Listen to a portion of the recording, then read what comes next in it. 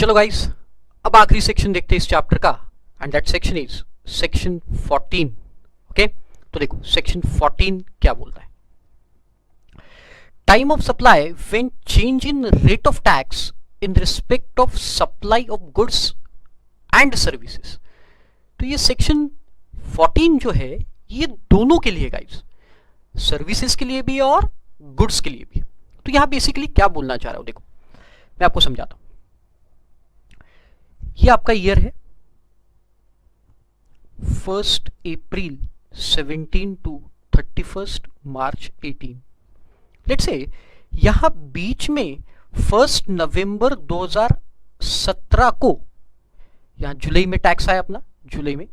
तो इधर का जो रेट था जीएसटी का, वो रेट कोई गुड्स पे लेट्स से 15% था, और यहां से ये रेट चेंज हो गया, कम भी हो सकता है ज्यादा भी हो सकता है, लेट्स से ये 28% हो गया। तो बड़े प्रॉब्लम हो गए, कैसे कि हो सकता है कि सर्विस या गुड्स आपने पहले बेचे लेकिन इनवॉइस बाद में इशू किया, पेमेंट पहले मिला इनवॉइस बाद में इशू हुआ, या फिर इनवॉइस पहले इशू हो चुका पेमेंट बाद में मिला। तो फिर ऐसे केस में रेट्स कौन से लगाएंगे, बहुत सारे परम्यूटेशंस कॉम्बिनेशंस हो सकते हैं। तो उसके लिए ये सेक्शन गवर्नमेंट ने बनाया, और उसमें क्या लिखा देखो। तो उन्होंने बोला आप पहले इसको समझने के लिए हम दो पार्ट में डिवाइड करते हैं। ओके, तो दो पार्ट में कौन से, कि सर्विस या गुड्स कब दिए गए, है ना। तो सेक्शन 14A एंड 14B ऐसे दो बनाए गए, 14A एंड 14B। तो 14A में क्या लिखा गया गाइस, 14A में बोला कि क्या सर्विस या गुड्स का प्रोविजन, सर्विस का प्रोविजन या गुड्स का sale before change in the rate है। मतलब क्या गुड्स 1/11/2017 के पहले बेचे गए, देखो वहां पे लिखा है supplied before change in rate of tax. तो क्या ये गुड्स या सर्विसेज अगर supplied before change in rate of tax है,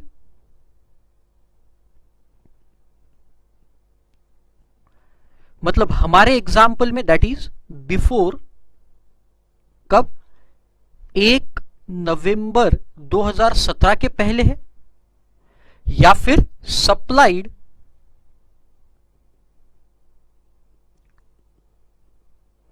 after change in rate of tax,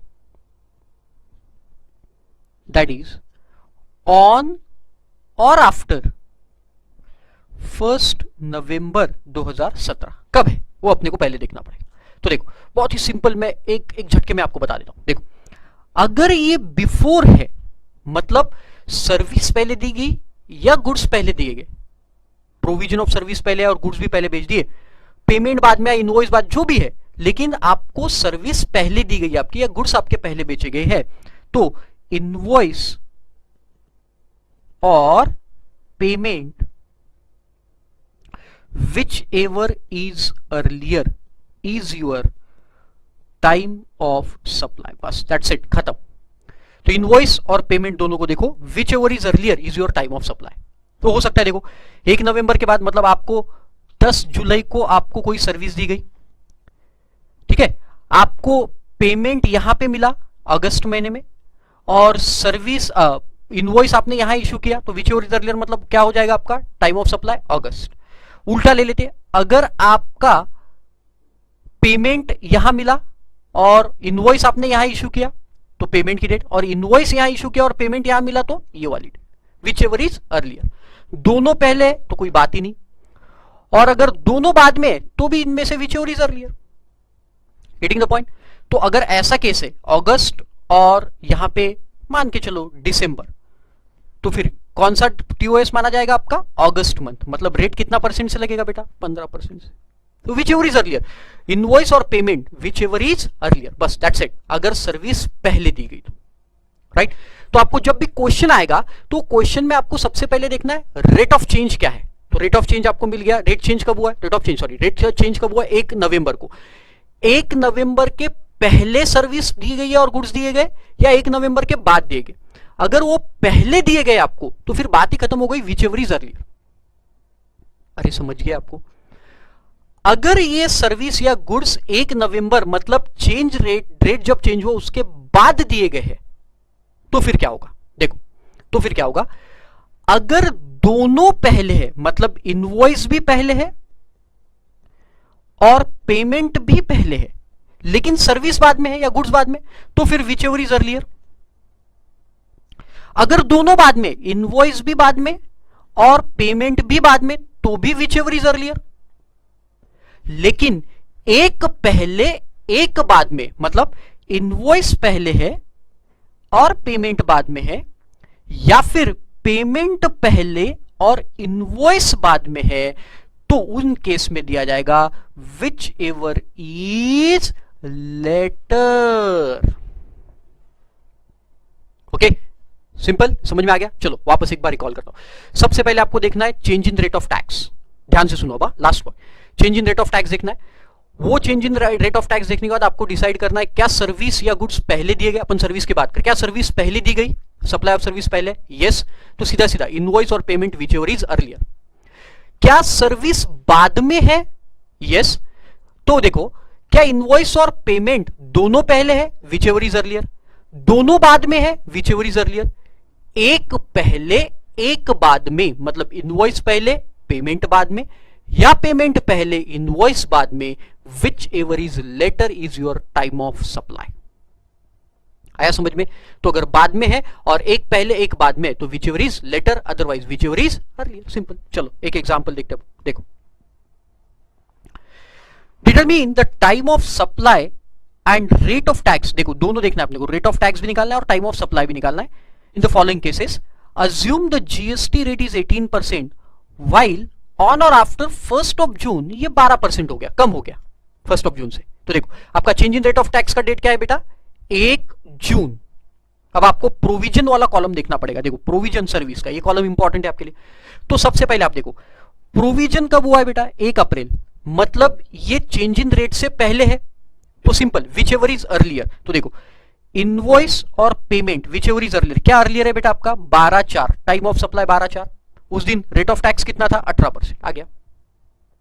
दूसरा 31/5 पहले है या बाद में, पहले मतलब 14A में फंसेगा, ये भी केस, ऊपर वाला भी 14A में था, ये भी 14A में आ गया।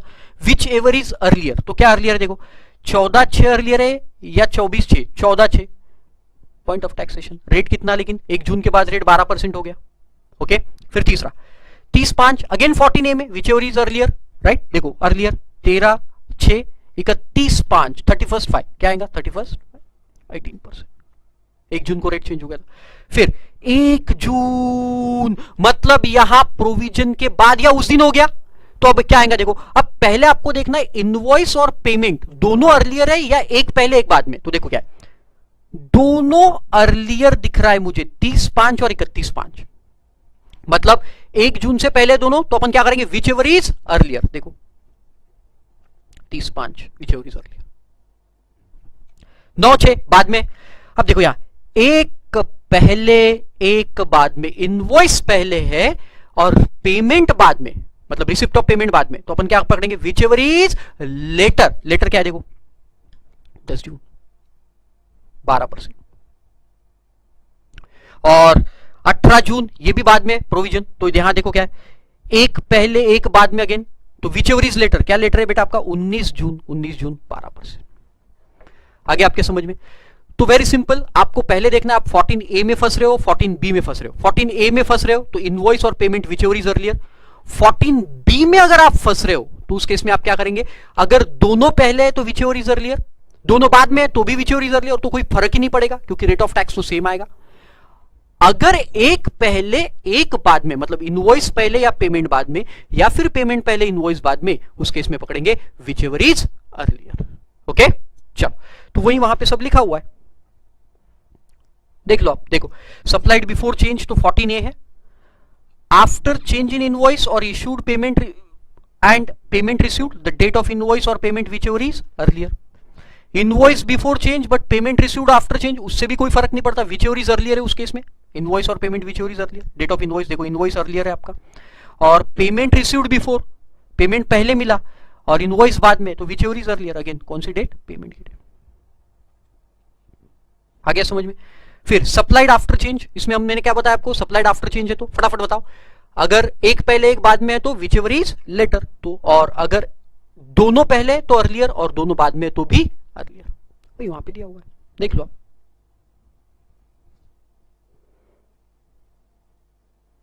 देखो एक पहले एक बाद में इनवॉइस बिफोर है और पेमेंट आफ्टर है, तो अपन कौन सा लेंगे, पेमेंट वाला, पेमेंट। और थर्ड में भी देखो पेमेंट रिसीव्ड बिफोर, पेमेंट पहले लेकिन इनवॉइस बाद में, तो कौन सा लेंगे अपन, इनवॉइस वाला। और अगर दोनों बिफोर चेंज है तो विच एवर इज अर्लियर। आ गया समझ में? ओके चलो, थैंक यू सो मच। मैंने आप लोगों को सेक्शन 14 तक अब पूरे लेक्चर्स प्रोवाइड कर दिए। Okay, thank you so much.